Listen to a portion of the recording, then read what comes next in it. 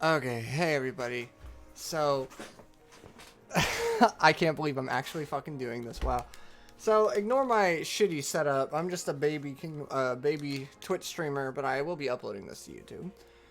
For those of you who don't know, my name is Rose, and I do stream JRPGs, stuff of the sort. It's been mostly Bloodborne, like Souls content recently, but you hear the background music? We're not here talking about that today. No, we're not.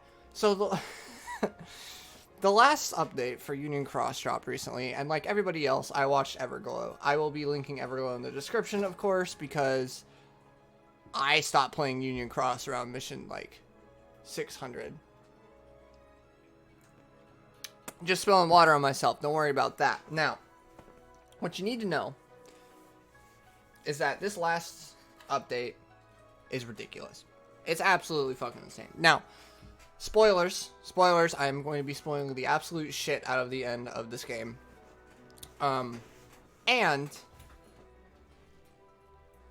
we're going to be speculating about the future of Kingdom Hearts.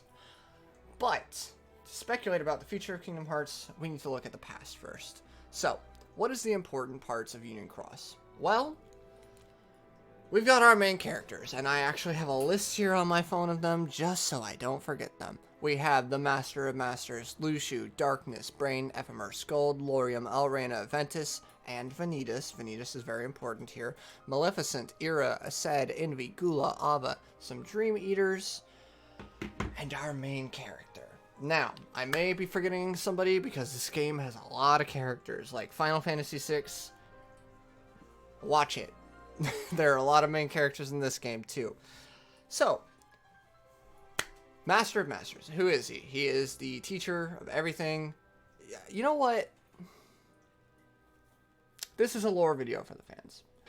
I'm just going to assume that everybody watching this knows the backstory of Union Cross. If you don't, there are tons of good resources out there better than mine. This is my first video making content like this ever. But I'm doing it purely because I'm so astounded at how much sense the ending of Union Cross makes for the story. I didn't think it would. I genuinely thought it would leave me with more questions than answers, but for once I have more answers than I have questions. And this is significant because it proves that I'm not batshit insane for thinking the things that I think. Because I thought, hey, wouldn't it be interesting if this, this, and this happens to these characters? And I mean, I wouldn't be making the video if it didn't. So, let's start with the Master. He and Luxu are having this lovely conversation where he reveals his plan. He tells us the whole plan. He always intended for the Keyblade War to happen. He always intended to destroy Daybreak Town. This was all part of the plan. Of course, naturally, that's just his character in a nutshell. But he lets Luxu in on the truth, the kernel of the existence of Daybreak Town, why it needed to happen. It needed to happen so that the Master could take 6 apprentices. Those are the foretellers, as well as Luxu, his 6 apprentices. These individuals existed with the sole purpose of becoming vessels for darkness. Now, we'll get to that in a minute. I'll explain and relate that back in just a sec. But the conversation that the Master and Luxu are having is pretty much the Master admitting, yes, I raised you all just so you could be vessels for darkness, so that your hearts wouldn't be conquered, and yet you could have one of the supreme evils inside you. Not evil, supreme darkness, you know? There's a difference. The Master also says, in a private conversation with darkness, these humans, while also specifically not allying himself with the darkness either. So we know from this interaction that he is neither human, nor is he darkness. So he is some completely separate species that we don't know about yet, though they're humanoid too, from the seams of things. And I guess we won't see under his hood for a little while. And speaking of seeing under hoods, let's talk about Luxu next. Now, this is where the spoilers really, really turn up, okay? I'm serious. If you don't want spoilers for the ending of Union Cross, then you need to stop watching now. Luxu, after Brain sends off Ephemer and Scold into the data version of Daybreak Town, using the Ark, a machine designed by the Master, yada yada, you know all that by now. Luciu walks in and says, hey, are you a Union leader? Brain says, yes, I'm a Union leader. Okay, great. Where are the other ones? Well, Laurium was the only successful Union leader sent off to the future. As you know, Strelitzia is dead. She was struck down. Ven took her spot. Ven is not a Union leader. So, Laurium, Elrena, and Ven were all sent off to the future by Brain. Brain, Laurium, Elrena, and Ven were all sent off to the data version of Daybreak Town. Excuse me. By Ephemer, Skuld, and our main character. Now, the separation becomes important. Once Brain is alone, well, the plan was Ephemer, Skuld, and the main character catch up with Brain in the data world, and Brain will send them off to the future, the real world, by himself, staying behind. The problem is that Luciu intervened. He was not supposed to intervene, but he did. He did, and god damn it, I think I know the reason for this. Earlier I mentioned the Master made a speech about his 6 apprentices being pure vessels for the darkness, and at this point we must begin talking about the darkness. So, what is darkness? We've been introduced to it for the last 100 missions or so in Union Cross, something like that. But what we can glean from darkness so far is that it is not human. It is a completely separate existence from a separate place. We don't need to know the origins, but all we need to know is their purpose. Darkness explicitly states that its purpose is to spread and infect. Darkness wants to be whole. This... Sorry, I got crap in my keyboard. This is significant, because darkness will do anything to accomplish this mission, even without thinking. It is one person, the Master, versus 13 original darknesses. Darknesses that are so powerful that they have gained wills of their own and split off from the hive mind of darkness. I don't know what more you want me to say about that. Anyway, from what we learned in this last chapter update, it seems that it seems that the darkness needs vessels to be able to travel between worlds, between futures, or special portals like the one Ephemer creates in the cutscene. We'll get to that genius in a second. I don't know entirely what the deal is, but the goal of the darkness is to possess people, go to the future, and spread. We can't outrun the darkness, the Master says. He's right. They didn't outrun the darkness. What happened? Well, there are 13 of these darknesses. So let's go off the assumption that we haven't met any of them. What can we say for sure? Well, the Master confirms that his 6 apprentices are vessels for the darkness. They are pure and simply, they exist just to contain one of these ultimate beings and not fall to them. And once they are successfully contained, that's it. Something goes wrong with this plan, though, and we'll mention that later. But his 5 apprentices, the ones that wear the animal masks, right? Let's assume they each have one of those darknesses inside them by the time they disappear. So that is Ira, Ased, Ava, Envy, and Gula. They're gone. We don't know where they went, but we know they show up at the end of Kingdom Hearts 3, with the exception of Ava. Now, this is very important. The disturbing absence of Ava. Where did she go? I think I have an answer for this, but we can't get into that until we talk about Ephemer, because the relationship between Ava and Ephemer is so explicitly mentioned so many times throughout Union Cross, plus the function of the Ark. Well, let's not get ahead of ourselves. So, 5 darknesses out of the 13. That leaves us with 8 left. They are successfully captured, and I think they actually do end up infecting the Masters, because when Ericus and Xehanort are playing chess at the end of Kingdom Hearts 3, Ericus says, I heard about this new game. He puts these pieces on the board. There's only 7 of them. It is safe to assume that these 7 pieces are the 5 foretellers, Luciu, and the Master. Why? Why are they gold when gold has previously been associated with Xehanort's side of the board, which is darkness? silver or white pieces on that chessboard are light, like Sora, Mickey, Riku, Kairi, etc., etc. Judging from those pieces, and I'm not going to be intermitting pictures through here because I'm not that good of an editor, but if you remember correctly, there's an animal mask, which is one for each of the apprentices. There is the goat head, which is supposed to be the symbol of Xehanort. No, it is actually the keychain on Lushu's no-name Keyblade, formerly the Master's no-name Keyblade, of course. And then the last piece, put dead center in the middle of the board, is the Master of Masters. It has to be. It's such a grandiose figurine that it has to be him.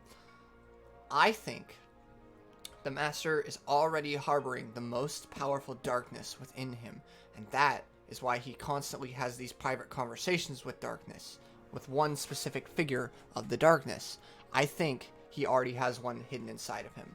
So let's assume that that is true. That is 6 darknesses taken care of, right?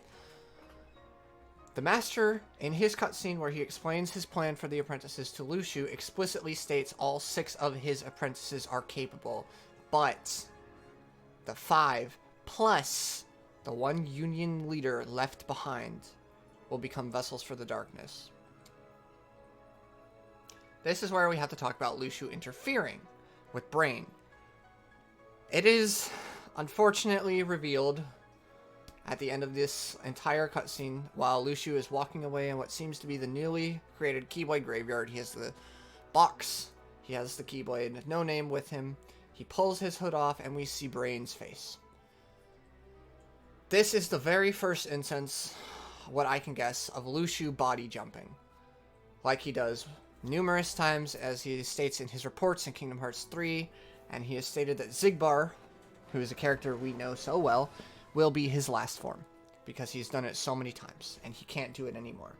So Xigbar is the last in Lushu's very long line of body jumping, and Brain is the first.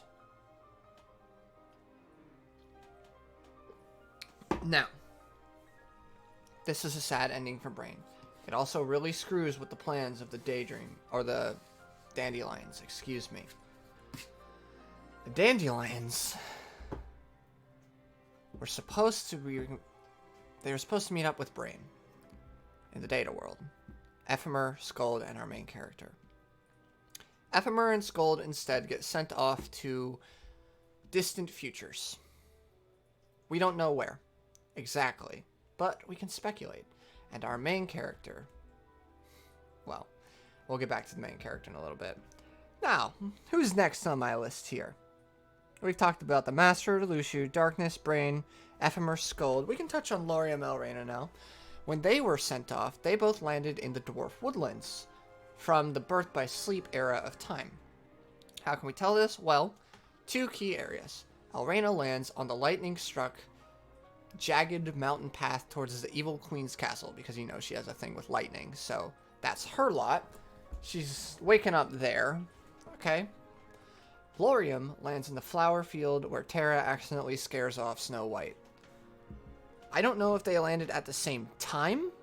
Chances are they did, because they both end up in Organization 13 at the same time, and Lushu, Xigbar, if you remember this cutscene from all the way back in Kingdom Hearts 2 Final Mix, Zexian's like, weren't you supposed to be out hunting for new members for the organization? And he says, oh, I have been. In fact, I found one just recently.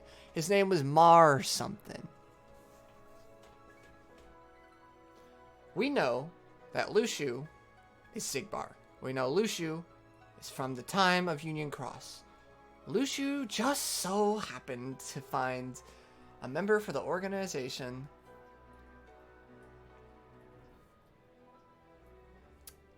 from his original time. How convenient. How convenient is that?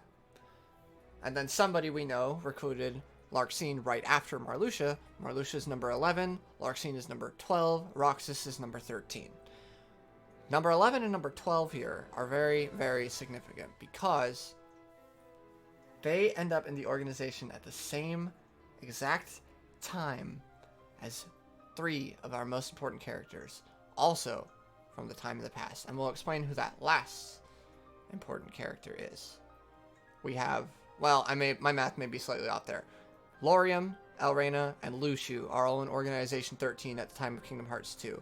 We also have Zexion, who has a similar look to Brain, which is weird because Luxu was supposed to take over Brain. I still think there's something about Zexion. We still don't know a goddamn thing about Demyx, by the way. I don't know who that bitch is. We might find out in the near future. Who knows? We'll see. And then Xemnas. Xemnas is more important than I could have imagined. And, you know,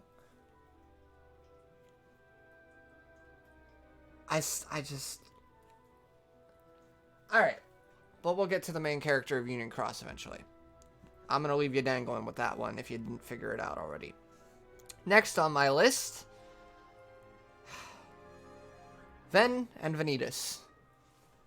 So it was shown in the update prior to the finale, part 1 of our finale, that Ven captured one of those darknesses and hid it within himself successfully, which is similar, if you remember, to what the Master Luxu and his apprentices, the Master's apprentices, were supposed to do. That was 7 darknesses, assuming that the Master does have one in him. One was destined to go into Brain, take over Brain at the end of Daybreak Town, so Luxu instead took over Brain and captured that darkness, intercepted that darkness that was coming for Brain. He is able to hold one, Brain was not. So that is 7 contained darknesses. Then we have to consider Ven. Ven, out of sheer willpower, really, captured one of those darknesses. He just did. He simply just did. And that's all there is to it. So that's 8. That leaves us with 5 remaining darknesses that we don't know the whereabouts of. Oh, but wait. We know the whereabouts of 4 of them. And we'll get there, too. There's so much I just have to leave because I have to go in the order of the cutscenes and the character. It's just, trust me. Kingdom Hearts. Kingdom Hearts is silly. So, Ven has one of these darknesses, and as we know, that darkness is later extracted into Vanitas. And Vanitas is a weird case. He's not part of the 13 original darknesses because he has a form, but he is still one of them. Maybe he'll shed his form later and join those darknesses or become their leader or something. All we know is that darkness has essentially a physical form now in Vanitas. When Vanitas says in the Keyblade Graveyard, I am darkness, he's being literal. He is one of the darknesses. He has to be. He's pulled out of Ventus, and Ventus, as we know, contained a darkness, and a darkness equivalent to the level of the Master of Masters. That's why he and Ven can't fight, because they form the Keyblade. It's too much. There's too much light and darkness there, and there's a byproduct. That's why it goes a little fucking insane in the end of Dream Drop Distance. Also, don't mind the swearing. You're gonna have to get used to it. Getting away from Ven and Vanitas, we have Maleficent. Now, Maleficent, as I speculated a long time ago, would take one of the Arc shells, and she would allow her dumbass, with all the knowledge she gained of the data world, and all the knowledge she gained of the Master's plan through darkness, and she would be sent back off to Kingdom Hearts 2, which is exactly what happens. She is sent off to Kingdom Hearts 2, where the good fairies remember she exists, and she is brought back, and she has her maniacal laugh moment because everything that Darkness told her was right. And Darkness must have told her something else because she was looking for the box at the end of Kingdom Hearts 3, and she finds it exactly where I presume Darkness told her it would be. Maleficent is still very much a major player in this game. We don't know exactly how yet, but it's in the same vein as Demyx. We know Demyx has to be a major player in this game, but we're not 100% sure why.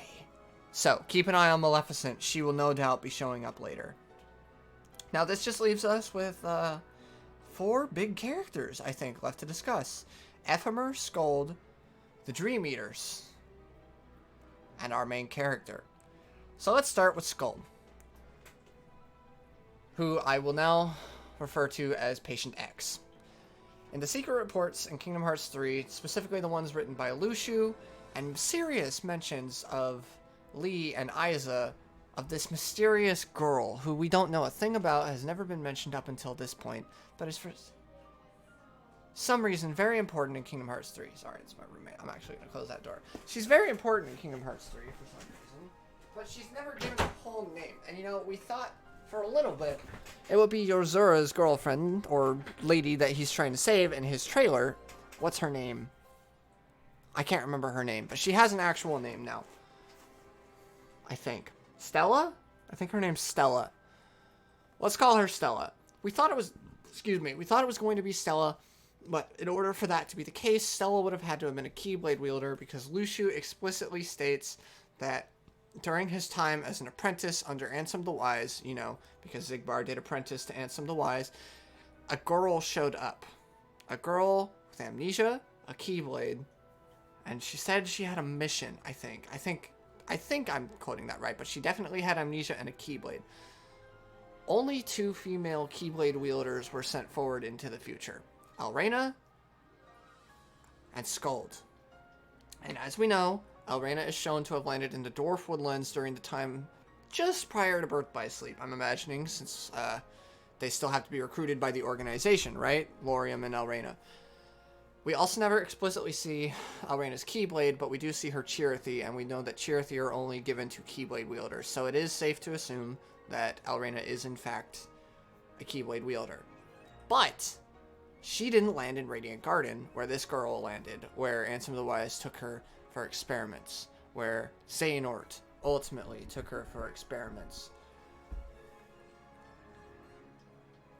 This is Skuld. And I called this a very, very long time ago, because the Norse goddess of future prophecy, Norse goddess of future prophecy, happens to be named Skuld. Just a fun coincidence. I knew Skuld was going to end up in the future, as I'm sure a lot of us did, but I didn't anticipate her to be Patient X, which is mentioned by Lucio. So from now on, I will be calling Patient X by her proper name, Skuld. I am so confident in this theory that I am sure it will come about in the next Kingdom Hearts game, because it's not really a mystery to anybody anymore. So yeah, that's what happened to her, and since Lucio freed her from her cage, a man with an eye patch came to free her. Remember, since Lucio freed her, we don't know what happens to her. I think she wrote a report or something. A man with an eye patch came to save me. Our next character is Ephemer. Ephemer was accidentally sent to some distant point in the future. Still in the past, actually. A point in his future, but still in the past of, let's say, prior to Birth by Sleep. He has created a town. He was the founder for a town that is similar to Daybreak Town. It has a similar fountain, and in it is a statue of him holding the Master's Defender, the Keyblade given to him by Skuld and passed down to Ericus and Aqua, also by Master Odin, who's from Dark Road, which I think I need to play more Dark Road, especially now with recent Union Cross plot developments. Odin, from Brain to Ephemer, to Odin, to Ericus, to Aqua, that Keyblade has been passed down, and I'm sure that Keyblade does play a significance. Ephemer made a complete town. He was a founder for a town. He, I assume, is the noble. I think this town is still unnamed, but it could be one of 2 places. It is either the very start of Scala ad Kylum, and I'm talking the very start of Scala, or it's Quadratum, a place outside of Light and Darkness.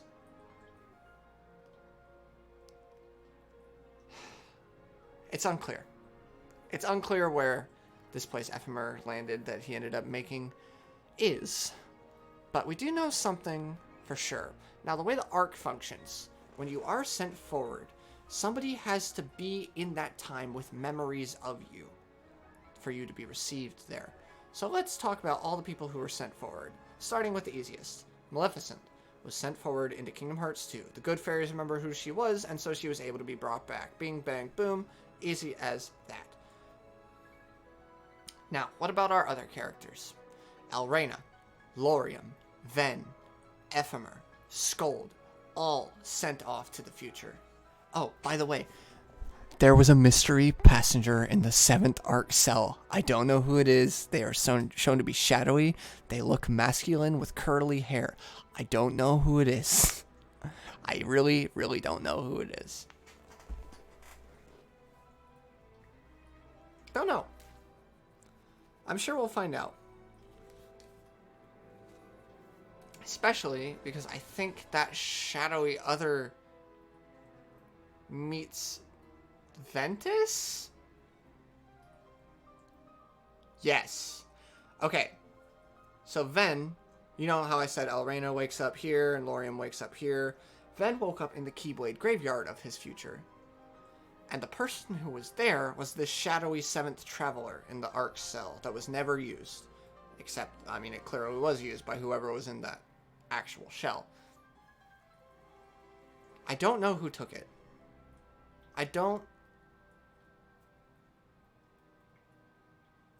Because it wasn't Luciu.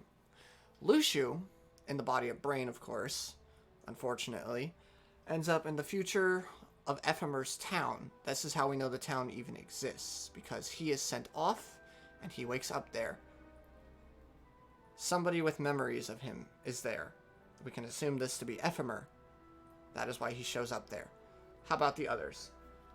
Skuld, Ven, Lorium, Elrena, and, well, Ephemer himself. Who would have been there for Ephemer to remember him so that he might exist again? I think I know who this is, although I'm not entirely sure how she got there herself. I think it was Master Ava. Master Ava was up to something sketchy. I'm not entirely sure what. It is very possible that the darkness actually consumed her and deliberately fucked with the Master's plans. The darkness that would have possessed Ava would have had advanced knowledge of the Master's plans, using the apprentices as vessels for darkness, but not to be consumed, so he could have easily possessed Ava early and fucked with the Master's plan a little bit, which is maybe how Ephemer ended up in this empty space, although I don't see that entirely making sense.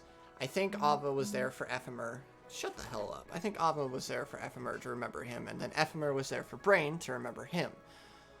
Now for the others, the answer is easy. It's Luciu.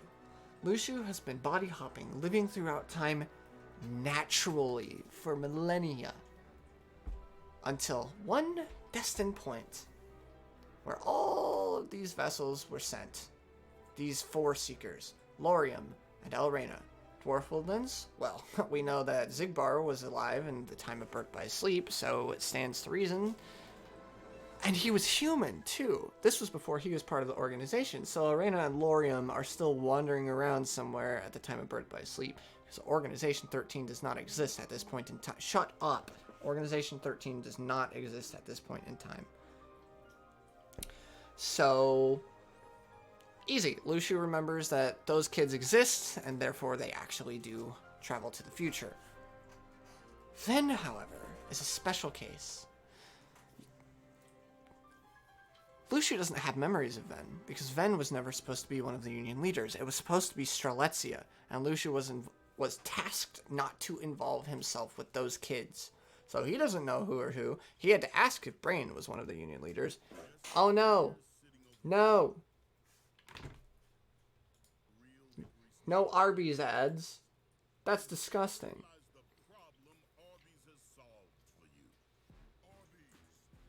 Just give it a sec. It's almost over. Alright. Back to stream recording software. Where was I? Yes, Luciu has no memory of Ventus, but whoever that shadowy other that comes to wake Ventus up after his teleport does have memories of Ventus. Whoever that is has memories, and I don't know who that is. Because they get out of their pod in, like, a flooded, post-break Daybreak town. Much like we see it in Kingdom Hearts 3 underwater. They wake up from their Ark vessel in that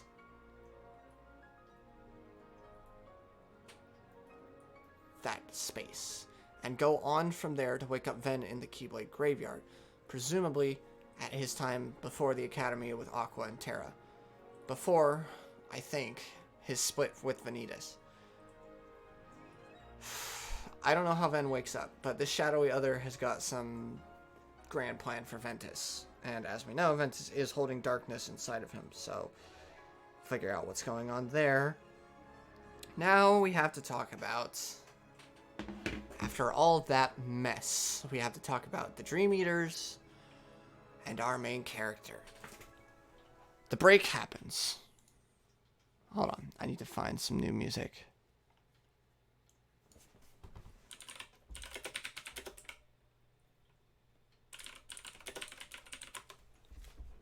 We need sad music, because this is sad.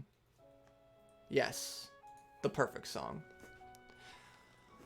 So what happens to the Keyblade wielders after the break? They die. The canonical death of so many people. Well, they kind of die. What really happens to that Daybreak Town, the real world Daybreak Town, not the data one, is that it is put to sleep. It becomes a sleeping world. Much like what we see in Dream Drop Distance, where the concept of sleeping worlds is birthed into existence. When worlds fall to darkness, they don't disappear. Merely, it's like a light bulb that's turned off. They're still there, and you can still find them. They're just really hard to find. The longer it's been turned off, the harder it is to find, of course. But we saw a lot of worlds wake up after the events of Dream Drop Distance. Traverse Town, even the organization's world, all of them woke up. And all the people inside them woke up too. Take this mentality of worlds falling asleep in the darkness. Apply it to Daybreak Town. Now, what happens? What happens to the people living in those worlds when they fall asleep? Well, normally they would become heartless. But the master of masters, genius that he is, invented a failsafe for this mechanic. A failsafe of Chirithy. Chirithy, the ultimate Dream Eater. Tasked with two specific purposes. Collecting Lux, which is just a front. That's not actually what it's about. Chirithy's real purpose is surviving until the break. When the break happens, Keyblade wielders essentially take part in what is the rapture. I can't describe it as anything else. Their bodies disappear, their hearts leave them, and the Chirithys take their hearts. Their hearts go to sleep, and are protected inside something that exists with the sole protection, with the sole purpose of protecting those hearts. Chirithy takes them, and then Chirithy ceases to exist, and they turn into the Dream Eaters. The ones that you and I know so well. Meow Wow, Meowdesty, Komori Bat, Heavy Rep, Tamashib. All of those Dream Eaters that you can make in Dream Drop Distance have hearts inside of them. Hearts of the countless Keyblade wielders that died during the break. And it is at this point, during the rapture, where our main character wakes up, realizes what's going on, and asks Chirithy a question. Do I have a choice? And Chirithy says, if you so choose, you can let me, as well as your heart, disappear, and it will be born anew. You will not go to sleep, but you, as you currently are, will cease to exist. Your heart will go to that great place in the sky that we all know, that this franchise is named after, and it will return to a new body, pure and bright. It is at this point where we see flashes of the future in the town that Ephemer established, of a woman holding a child, and a figure with white-skinned hands and a blue cloak with a cane. The mother hands her baby off to this individual, and the baby takes it to a place, a prison. Takes it to a prison of all places. A world that is just too small. The baby grows up on Destiny Islands with the guardian, this person in the blue cloak and the cane, passing away when the baby has a realization that the world is, in fact, just too small. And we flash back to our character in the Rapture, the break, saying, "It looks like the person I will be is necessary," or something like that. And he chooses to die. He and his Chirithy disappear, and his heart is sent off to Kingdom Hearts. Many, many years later, a baby is born in Ephemer's town, taken to Destiny Islands, and grows up. And the baby, now a grown man, Keyblade in hand, with a purpose to change the world, says, "This world is just too small." And I emphasize this because this baby has no idea how big the world around him really is. He has no idea his history, the things he's been through, the people who miss him. And it's all his fault. This genius was threatened with Ephemer and Scold by 4 members of the Darkness. He pretended to be possessed by one of them, a 5th Darkness, and attacked Ephemer, so that Ephemer would have to open a portal for which the Darkness to be thrown out of the real Daybreak Town. They couldn't be there when the break happened. They had to be gone. And unfortunately, this took our main character with it. The Darkness, the 4 Darkness bodies we see standing around our main character, waking up from what seems to be a coma in what is a physical cable. It seems to be like the inside of a computer cable. It's wires everywhere, and it is described as a space between worlds. Our main character wakes up, asks if it really is just that easy to trick the Darkness, and seals the portal Ephemer opened behind him. He said, "Now you're stuck in here with me until the end of time, and the Darknesses are trapped there with our main character." 4 Darknesses. 13 minus 4 is 9. 9 minus the 8 we have already established to be inside the Master, Lucio, and the other 5 apprentices, as well as Ventus, leaves only 1 Darkness left. I don't know where they are. I don't have an answer, but I'm sure we will have an answer. A stray Darkness. Somewhere out there. With a stray light, too. The Master of Masters. But this baby, this Keyblade wielder who dies, having done one of the most great acts I think that has happened so far in this plot, trapping 4 ultimate beings with him, dies and is born anew. And this baby is somebody that we know quite well. He is present in Organization 13. He was present even before Organization 13 was a concept, in Tetsuya Nomura's dumb head, in the form of a Heartless, in the form of a man, a heart, in a blue-brown cloak, not blue. This baby, who is our main character in Union Cross, is reborn as Master Xehanort and lives out his purpose with nobody knowing the great deed that he did in his past life. Not Lucio, not the Master, not the Foretellers, not even his friends. Ephemer and Scold thought that he died being possessed by the Darkness and had to force him out, when it was all part of your main character's plan. Master Xehanort is a hero.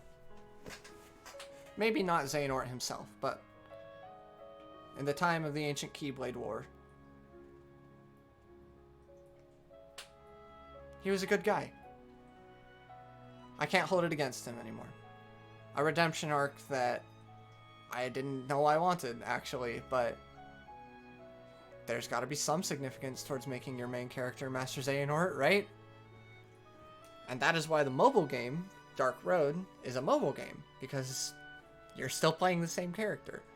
He eventually leaves Destiny Islands, finds himself at Master Odin's Academy, befriends Ericus, who is a descendant of Brain and probably Ephemer, using that same damn Keyblade that we know so well. And he goes on to be the antagonist of every other Kingdom Hearts game up until Kingdom Hearts 3, where he is finally put to rest in the final world.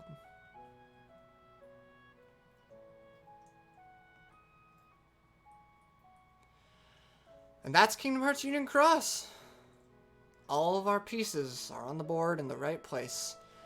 The only ones we don't really know the whereabouts of are the Master of Masters, arguably Ava and Ephemer, as well as... let me take another look at this. There was someone else there.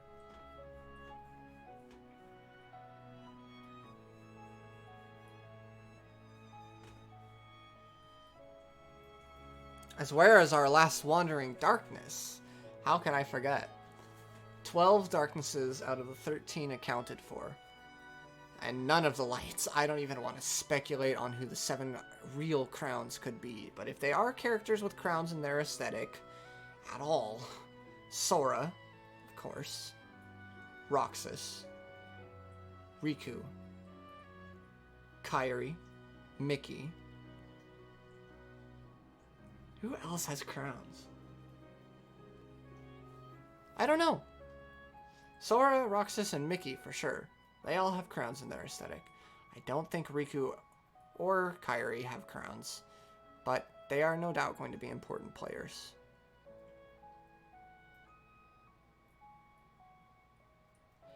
Look, all I'm saying is I can't wait for Kingdom Hearts 4, because I have been growing up with this series forever. And when I killed Ansem for the first time, I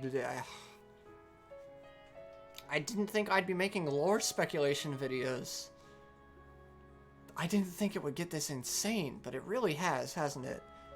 This is far and away my favorite video game series. Not my favorite video game, but my favorite series. Because I never know what's coming next. And I think, even though many of my questions about Union Cross have been answered, I had to do most of the sorting of the puzzle pieces myself. And I still have theories. Something I still have zero idea about, though, is what is inside that goddamn box. I need to know. I don't know what's in there. I don't know. But the dandelions have been spread, not only throughout different worlds, but throughout different times. Strelitzia is still involved somehow. This last darkness is still out there somehow. Who knows? Who knows what could happen in the future? I really don't have a single clue. Nor do I know at all how Yozora relates. But I know that Quadratum, his world, is where the Master seeks to be. And his grand plan will come to fruition in Quadratum. A place that he somehow already knew existed back in the time of Union Cross. A place that darkness cannot conceive of. But it is a place that darkness will be nonetheless. So, we may not be able to run from darkness, but if we give it form, like Vanitas, we should be able to kill it. And once we kill the ultimate darknesses, well, Heartless will still be around, but it will probably be a very, very long time before darkness picks up another ultimate form on the level of the Master like we've seen. Fighting for a time of limited peace. A time where we don't really have that much to worry about. That is Kingdom Hearts Union Cross in a nutshell. I have been Wild Rose, and I hope you've enjoyed my speculations. I'll see you for Kingdom Hearts 4. Bye.